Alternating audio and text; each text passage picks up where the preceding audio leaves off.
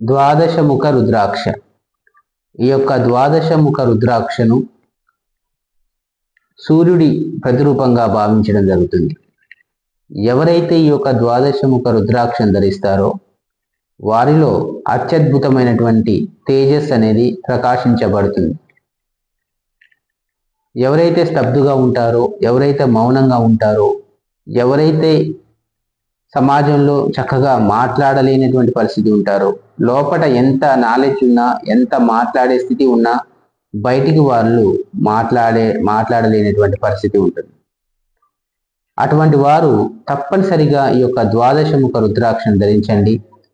ఆ సూర్యనారాయణ మూర్తిని సేవించండి. తప్పకుండా సామాజిక వక్తగా మీరు మారడానికి అవకాశం ఉంటుంది. మరి ఈ ద్వాదశముఖ రుద్రాక్షను ఏ విధంగా గుర్తించవచ్చు అంటే, ఇందులో 12 ధారలు ఉంటాయి. ఇటువంటి రుద్రాక్ష మీరు తెప్పించుకొని ధరించడం ద్వారా మీరు మంచి వ్యక్తిగా సమాజంలో గుర్తించబడతారు. మంచి తేజస్ అనేది పెంపొందించబడుతుంది. శ్రీమాత్రే నమః.